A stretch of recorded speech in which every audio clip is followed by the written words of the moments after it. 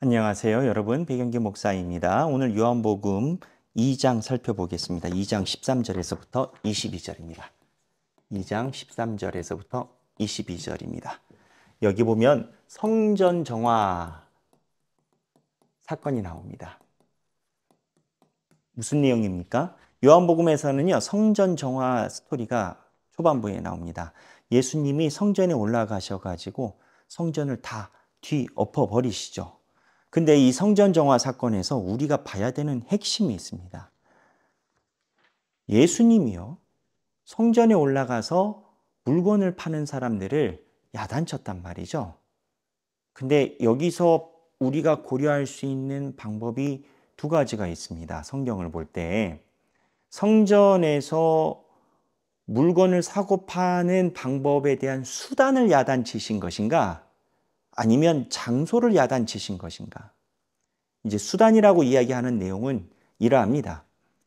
예전에 예수님께 성전에 올라갈 때 이스라엘 백성들은 제사를 드리고 하나님께 헌금을 가져간단 말이죠. 하지만 속죄제나 속건제 같은 이러한 특별한 제사를 드릴 때는 동물을 데리고 갔었어야 됐습니다. 그런데 성전이 서울에만 있지 않습니까? 예루살렘만. 그러니까 지방에 있는 사람들이 동물들을 데리고 장거리를 오는 게 힘드니까 이거를 성전 관료들이 성전 마당에서 돈으로 동식물을 살 수 있도록 해 주었고, 이 방법이 성서학자들이 본 기록에 의하면 커미션을 교회 직원들이 가져가는 그러한 행태, 교회 제사장도 연루가 되고 교회에 섬기는 사람도 연루가 되는 장사가 됐다라는 겁니다. 그래서 이 방법에 대해서 문제를 삼는다라고 이야기하는 경우가 있습니다. 그것도 일리가 있는 내용이죠. 그런데 제가 말씀드리는 것은 성전 원문에 성경에 있는 그대로라면은 하나님이, 예수님이 성전 정화 운동을 하신 핵심은 장소입니다. 왜 여기에서 이렇게 하느냐는 겁니다. 그러니까 먼 데에서 온 사람들이 돈으로 동물을 사가지고 오는 행위는 그거는 예수님이 허락을 했다라는 그런 느낌을 가지고 있습니다. 성전 밖에서 시장에서 사가지고 들어오는 것은 괜찮겠죠. 근데 문제는 장소인 겁니다. 어디에서 했다라는 겁니까? 성전에서 그랬다라는 겁니다. 그래서 이 성전에서 이러한 행위를 하는 것을 예수님이 다 뒤엎었는데 왜 이러한 행위를 예수님이 장소를 문제를 삼았을까요? 이 장소는 공간복음에 의하면 기도하는 집, 그 장소가 가지고 있어야 되는 목적을 훼손시켰다라는 겁니다. 어쩌면 가치 기준이 두 개 있어요. 편의를 위해서 효율성이 있고 그 장소의 독특함이 있어요. 근데 이 기도하는 장소의 독특함을 훼손시켰다라는 겁니다. 그러면서 예수님이 오늘 본문에 내가 이 성전을 헐어버리고 사흘 만에 짓겠다라는 그 내용을 이야기를 하십니다. 보면 자 보겠습니다. 20절에 유대인들에게 이르되 이 성전은 46년 동안 지었건을 3일 동안 일으키겠느냐. 19절에 예수께서 대답하여 이르되 너희가 이 성전을 헐라 내가 사흘 동안 일으키겠느냐. 이 사흘 만에 헐고 다시 일으켜버린다라는 게 장소가 훼손됐기 때문에. 근데 이게 무슨 내용이냐? 22절에 보면 마지막에 이 장소가 예수님이 부활 승천하시고 성전이 예수님이 몸이 됐다라는 것을 알게 됐다라는 겁니다. 키워드는 뭐냐면 성전이 깨끗해야 되잖아요. 장소를 하나님이 지정을 했다라는 거예요. 예수님이 장소. 근데 이 성전이 부활 후에 예수님으로 바뀌었어요. 예수님이 성전이라는 거예요. 근데 보면 예수님의 말씀에 오면 두세 사람이 모인 곳에 내가 너희와 함께 하겠다라고 하니까 결국 성도의 몸이 성전인 거예요. 그래서 이 구조는 무엇을 우리에게 얘기를 하냐면 신앙인들이 우리의 몸과 생각이 있어요. 우리의 몸과 생각에서 가장 중요한 게 뭐겠어요? 기준이 여러 가지가 있을 거예요. 그런데 이 성전의 장소, 이곳이 기도하는 집이라고 했으면 우리가 있는 몸의 형태, 그리고 성도의 형태, 우리가 제1로 생각해야 되는 우리의 중심점이 바로 기도하는 집 신앙생활이다.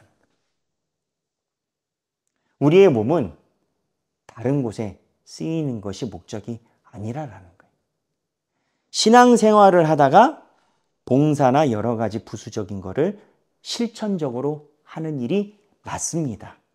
그런데 제가 누차 강조하는 것은 신앙생활이 아니어도 봉사나 착한 일은 할 수 있습니다.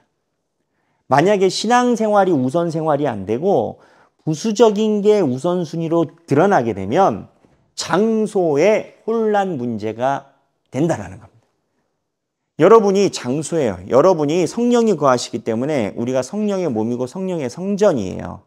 이곳에서 1순위적으로 신앙생활이 기본이 되고 열매로 나머지가 나올 수 있는데 신앙생활은 없고 효율성만 강조한 동물, 식물을 팔아주는 장소가 되면 문제가 된다는 거예요. 우리가 성전이라고 비유하면 만약에 본말이 전도되고 주객이 전도되고 우리의 생각이 전도되면 우리 몸에 예수님께서 들어오셨을 때 우리 몸에 있는 생각을 다 걷어내실 거라는 겁니다. 이해되시나요? 우리 몸이 성전이라는 거예요. 근데 예수님이 이야기한 건 성전 장소에서 하지 말아야 될 행동을 지적하신다라는 거예요. 효율성을 이야기를 한 게 아니라 그 성전은 예수 믿는데 사용되는, 예배 드리는데 사용되는 거라는 거예요. 1순위가 그거라는 거예요. 여러분들의 몸과 헌신과 신앙도 무엇이 주관하느냐를 살펴봐야 돼요. 무엇이 중요한가? 무엇이 중요한디? 그런 내용이 있죠. 여러분들의 생각과 몸과 시간은 말씀의 진리 그리고 거기에 따르는 기도가 지배해야 돼요. 이게 평시에는 구분이 잘 되지 않아요. 평소에는. 그런데 어떠한 계기가 될 때는 내 안에 두 가지 중에 하나를 선택해야 되는 시기가 옵니다. 그게 예수님의 침범입니다.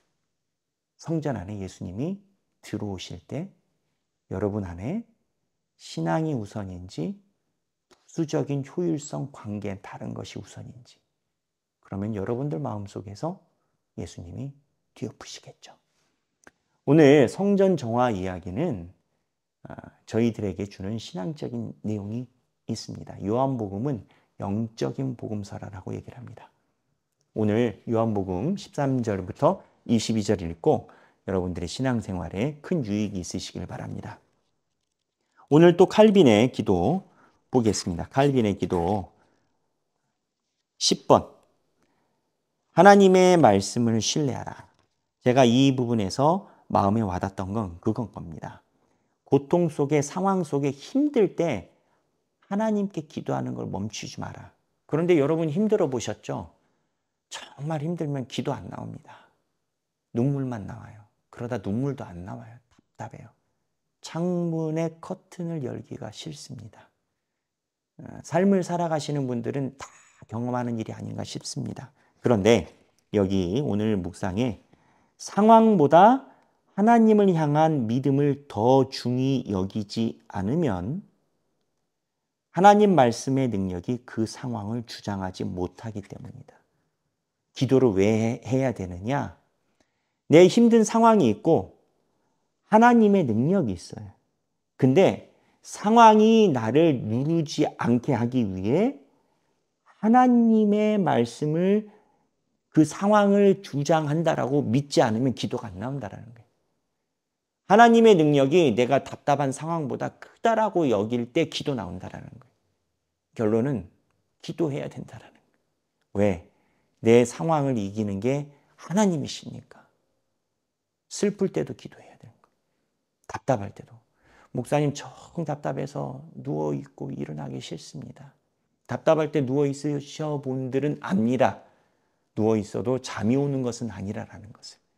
정 힘이 없고 누워있고 답답하면 그 침대에서 하나님께 기도하십시오.